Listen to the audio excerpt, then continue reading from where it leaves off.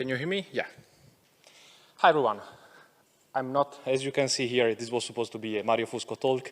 I'm Daniele Zonca. I'm a colleague of Mario. We work together, and actually we discussed about we were working together when Mario had the idea to create this talk about reinventing the wheel as a service, recurring trends in software development and architecture. First, a bit of, let's say, marketing. We are also organizing a Voxer Day Milano with Mario, and it will be in September.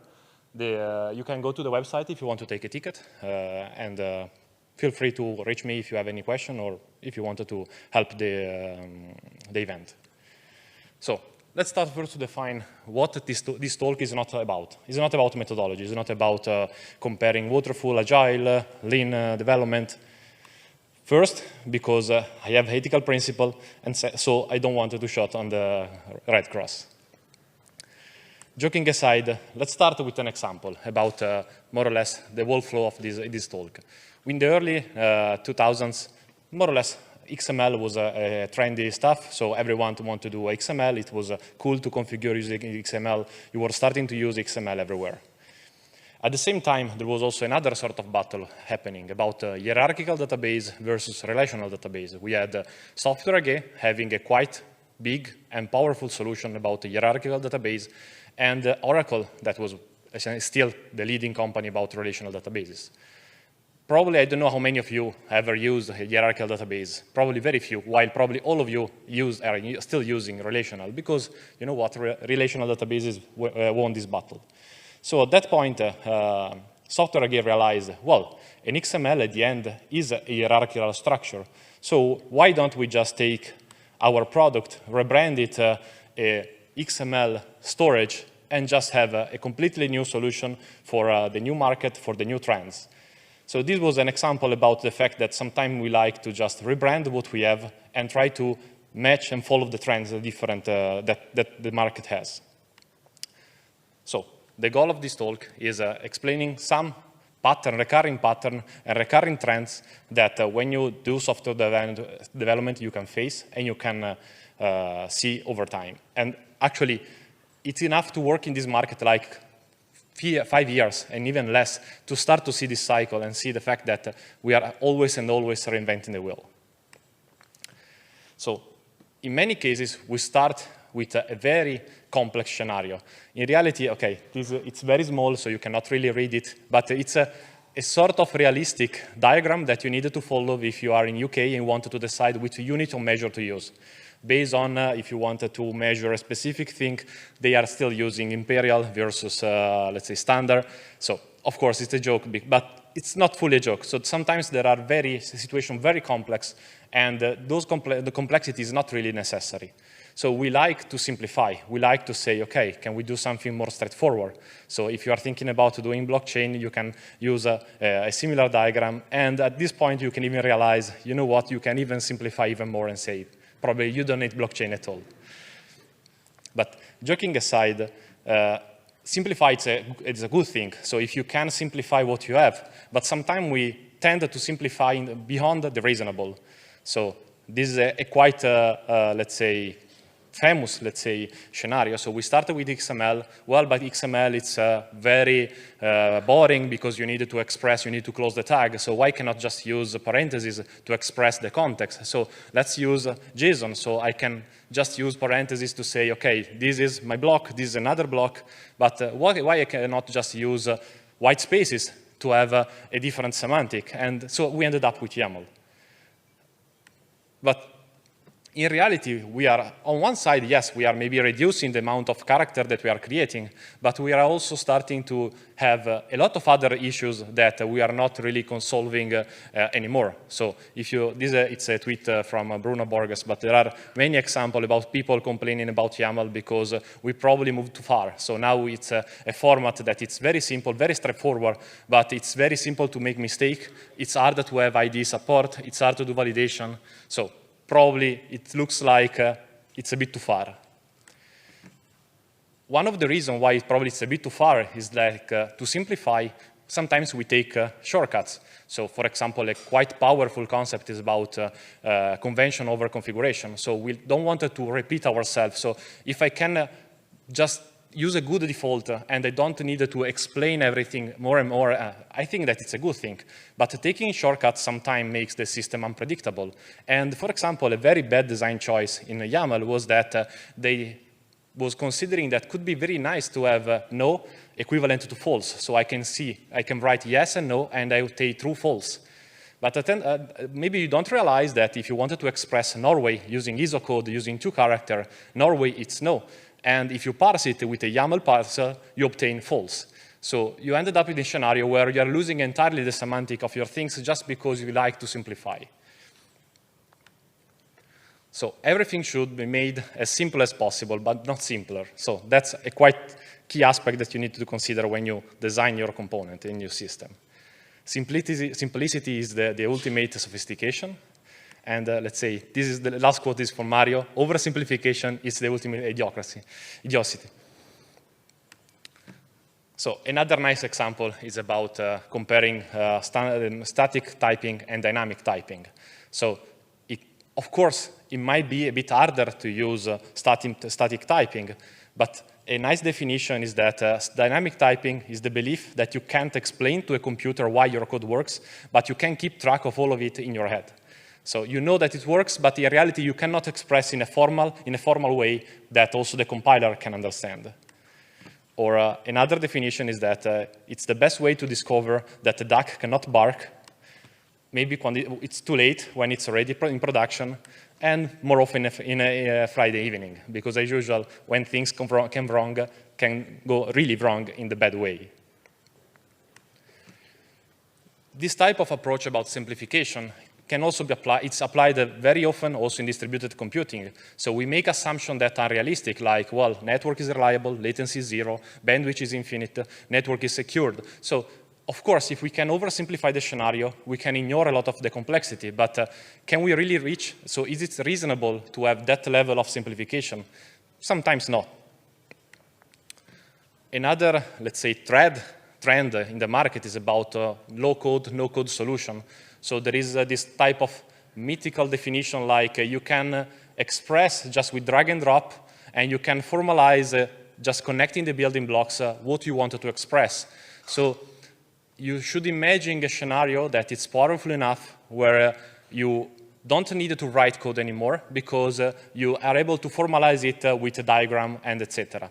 And the level of, and there is a reality already a way to name similar things. It's code itself, because in reality, at a certain point, if you needed to reach that level of complexity, the low-code solution is just for, I will say, getting started experience or hello world. Another trend that you need to consider and you need to pay attention to is the fact that sometimes you like to use new technology. So for example, about intelligent system.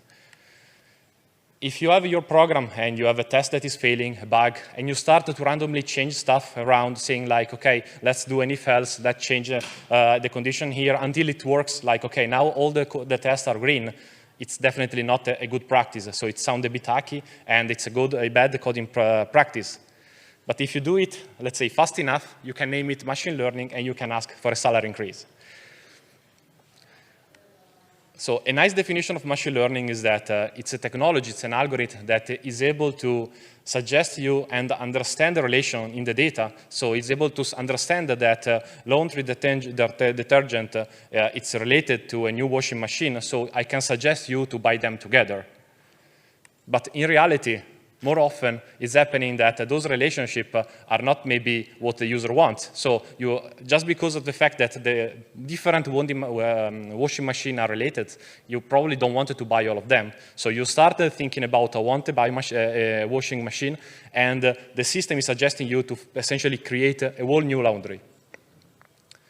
So this is another, why this is happening? Well, sometimes this is happening because machine learning is a cool trend, AI in general, it's a cool trend. So we try to apply machine learning and to have a system that automatically should solve the problem. This means that ML can be used to find a statistical correlation and discover new pattern. But at the same time, the symbolic reasoning, a traditional rule engine like the rules, like many other, can express and filter away the condition that doesn't make sense from a business point of view. So why you cannot really use both together? why you cannot just take ML to discover the pattern and then use symbolic reasoning, combining it, and realize that you probably want both. You don't want one or the other. Especially because usually your domain knowledge, so the thing that you already know without machine learning, you can are in the symbolic reasoning. So if you have a property like, I want to suggest this product, you don't need an algorithm to learn it again, something that you already know. So it's usually, you don't need to have the question like, okay, should I use the old legacy way or the new way? You need to, let's say, think about the problem and understand if maybe the best is something in between. So maybe you need to combine both. This type of new versus old sometimes ended up in a situation like a sort of pendulum of innovation. So if you think about fat client versus thin client, centralized and distributed system, outsourcing, like, okay, yes, I decide that my company doesn't need to have an IT department anymore. I can borrow someone in the other side of the world. Then after a while, I realized that the overhead to maintain and coordinate those remote teams are maybe bigger than the benefit that I have. So I decided, okay, let's insource again. Or then I decide, let's use consultant for everything. Then I realized that I don't have any knowledge anymore in the company, so let's insource them again. So this type of extreme scenario can easily end up in a situation where, like, we started with mainframe. Everything was centralized, and all our laptop was just essentially thin client. But then we realized that, well, we have quite powerful machines, so why cannot just run stuff on our desktop? But then we realized, well, desktop are cool, desktop are, let's say, powerful, but I need to update them. It's very possible that many of them are not updated often, so I need to maintain multiple versions. And then I needed to pay attention about all the different system operational configuration. So it could be tricky or could be complex to have also a desktop application. So why don't we do web app? So why we don't have a server that can calculate and then send it to already the page to the user? But even here we realize, okay, but part of the logic might be run on the user side. And we ended up saying, okay, applet, but any other mechanism that runs on the browser could be a good way to move this load on user side. But then we realized, well, this your website can take 20 seconds just to load, and people are not happy. So let's do server-side HTML rendering, and so that we can, okay, already send it to the client on client side a page that is already ready. And one of the last, let's say, trend is like, okay, but let's split with micro front-end so that the same microservices paradigm can be used in the client. So we are all continuously iterating from one side to the other to try to simplify and then understand, okay, but what we are losing with this simplification, and move back and again. In other cases, so this is true for concurrent programming in Java, we got, let's say, a sort of spiral of innovation. I think that very few in this room remember green threads that was in Java 1.1, something like that, and it was a software thread, so not a system operational thread. So the JVM was taking care about scheduler, etc. Then we realized that, well, they are quite heavy, and given that the operational system is not aware of them, the scheduler can maybe don't optimize. So let's use native thread. So let's the operational system behind realize that, yes, we have this kind of parallelization, and they can decide how to orchestrate. But threads are a bit tricky to use, because you cannot create thousands or millions of threads in the same machine. So you need to create a thread pool, you need to schedule, you need to decide, okay, who can run and what and where.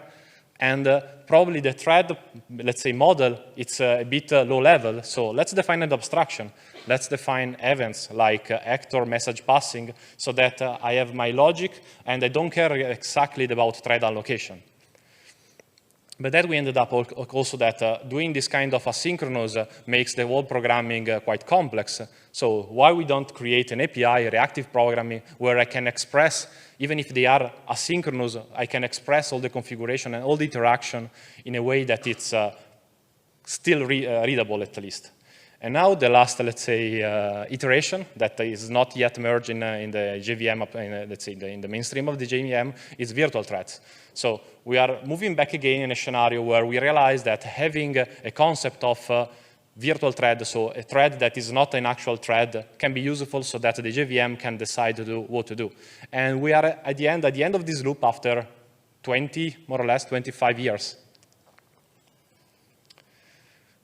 So we saw the fact that sometimes we oversimplified. Sometimes we have this kind of iteration like, yes, I like to do in a way, or maybe I wanted to do something simpler, but then I needed to move back. Another quite common, let's say, pattern is the fact that you take an existing technology, you take something that you already know, and you ended up saying like, well, but now this can be used for something completely different. So just rebrand it without changing anything, and now it's very cool technology, it's cool, we can try to sell to the market. So from a certain perspective, cloud computing, it's my mainframe architecture. It's, let's say, the new way to do mainframe architecture. If you use a mainframe, you were supposed to pay for MIPS, that means million for operational per second. So essentially, you are paying based on the actual processing that you are doing. And now with all this pricing based on CPU and memory, where the machine is completely hidden to you, you are moving back to the same model. So serverless, it's a quite cool trend now, and a lot of companies are talking about, okay, you don't really, it's complex to configure the runtime, it's complex to define how many machines you want, so why you should care? Just do serverless. So you just focus on your business logic or your logic itself, you send it to the system, and then the system is automatically able to scale to zero, scale up, and you can do whatever. You can do API backends, you can do microservices, you can do data processing, you can do massively computer, you can do streaming, you can do whatever. But in reality, it's the same paradigm that the mainframe originally was proposing that now is coming back with a different flavor, with a different model, with a different technology stack, but it's the same, let's say, pattern that is coming back again. So at the end, don't try to set up a server, instead try to realize the truth. There is no server. So we are moving in a direction where cloud is something, it's like it's an area where things happening behind the scene and you don't care and you don't need to care. If you think about another quite complex, of course, aspect about interprocess and remote call communication, we did a lot of different iteration, more or less around the same problem. We started with proper remote procedure call, RMI, Corba, SOAP, REST, and now one of the latest one is gRPC. But in reality, they are trying all to solve the same issue. And every time we try to, let's say, maybe change a bit the protocol, rebrand in a different way, use a different serialization format, but we're actually doing the same. If you're in Java, another, let's say, aspect that it's following Java story since the beginning is also about modularization, both from a code perspective and architectural perspective. So from a code perspective, we first try to say, okay, you can use packages to modularize your code. You can split the logic, you can use different packages.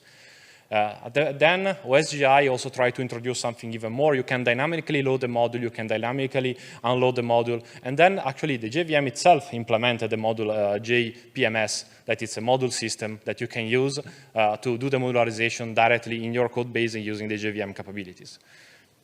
Same for architecture. Distributed computing, SOA, and microservices are all paradigms that try to split and distribute the load, with a lot of similarities, but usually when you talk about one of them, it looks that they need to be completely different. It's a completely brand new technology, so you don't need neither to care about what has been done before, because now microservices are cool, so why you should look at distributed computing, traditional distributed computing. So in a nutshell, if you wanted to, let's say, summarize the different innovation pattern that you can see happening over and over, one of them is oversimplification, because there are complex problems, and of course, we don't like sometimes to face complex problems. So we try to say, okay, I don't have this problem. I just need something easier. So let's simplify. Recurring, so sometimes we just reinvent. We are just based on technology trends, based on slightly different technology stack. We ended up reinventing, or let's say iterating against one side and then back to the other side, again, around many fields, or even doing a spiral, so that at the end we ended up literally in the same position. Another one is rebranding. So you need to pay attention to the fact that many things are just trying to apply, many cases, you just try to reapply the same, just changing the name and sell it as something completely new. So what, let's say, what is something that, okay, I understand the problem, so what can I do? Well, one of the things that you can do is be aware of stretched narrative analogies. So the MVP definition about, yeah, you don't need to follow a sort of waterfall approach where you create things incrementally, but you need to define an intermediate deliverable that makes sense. Looks very nice, but sometimes you ended up just changing entirely what you are doing because the first deliverable will be very different to the second one. So this analogy, it's very stretched because, I mean, even if you think about from a user perspective, a user that need a skate is not the same that in the car. So if you are targeting one and then you expect to evolve, you are probably doing something very strange. Another big part is beware of the not invented here syndrome. This is very common in any technology, in any stack. It's very common that if you start to use a language, you need to find how the same algorithm has been implemented in all languages just because it's not invented here, so we needed to do it again. Try to think with your head, of course. So try to think to the problem, try to think to the different technology, try to realize this kind of pattern. And finally, probably one of the most important one, ask yourself, where I have seen this before? So you probably are going to see the same problem applied to very different contexts, to very different stream, and you just need to understand, okay, is this what I need? Is this the first time that I'm going to see this problem? In 95% of the case, you are not the first one that are facing this problem. So if you are able to find what other people are doing or what other technology are doing, maybe years before, and try to learn from that and understand if there are gaps, where they are and how to solve, you can really try to avoid to reinvent the wheel every time. That's all.